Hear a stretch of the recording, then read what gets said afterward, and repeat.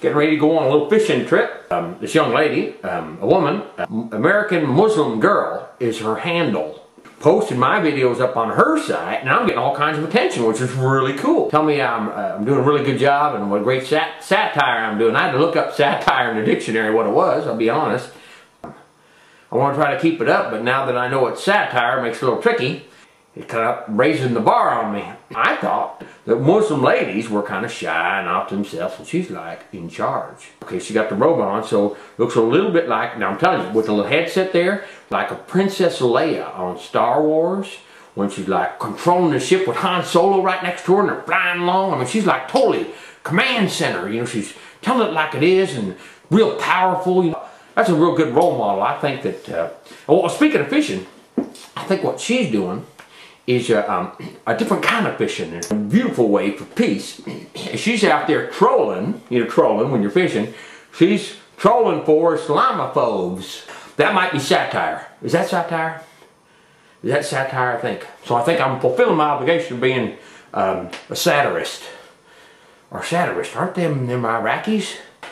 When you lay bait out for a trout, they kind of go, they just kind of, oh, let me take the little fish hook there, and they just kind of, sometimes suck the bait right off. Well, catfish will just get right near that hook and they go, and they swallow the hook with the bait, whether the bait on or not, and suck it right down to their own rear end. When you pull out a catfish, boy, you gotta watch it, because their mouth's got the whips on them, and she's out there trolling the internet. So it's like fishing. And I asked, what kind of bait do you use when you go online? She says, all you need is a name like mine, which is American Muslim Girl. Imagine American Muslim Girl walking downtown, walking through the internet. Hello, how are you? What's your name? My name's American Muslim Girl. Uh-oh. So how are you? You see, they do a little nibble, you say a little something, they say something a little back, and you set the hook, and you reel them in. Then you get them up to the boat. Now, in the fishing business, they got a thing called a gaff. Looks like a baseball bat with a hook on the end. And when they get close to the boat, you slam them, you grab them back behind the gills, and you yank them up on the boat. Trolling for Islamophobes is a little different, because this is more of a catch and release. That's what happened to me. See, I was an Islamophobe, but I didn't even know it. My buddy Kareem, he kind of catch and released me, you know. I was a hateful kind of guy. I didn't even know it. I was unaware. And what he did was he showed me love and kindness, and that he was a human, and he's a Muslim and a human. I'm like, how could he be a Muslim and a human?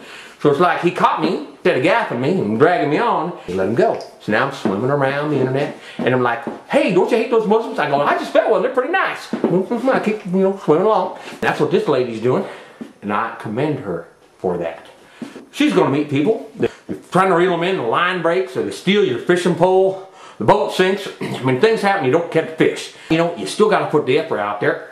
When you catch that fish, and he turns out to be an angry, horrible, ugly bullhead fish. Bullheads you never want to catch like a carp. They're just full of bones. I saw Chinese eat the carp though. But a bullhead, just one of them fish where you pull it up and you're like, you send this sucker back down to hell. Why should I even be in this business? We need to do it because we need more awareness that Muslims are humans. When you meet somebody who really is really hateful and really hates you for no good reason, they are the closest thing to a convert to Islam that you'll ever meet in your whole life, and I'll tell you why. There's another kind of phobe, like a homophobe. Those people scared of homosexuals.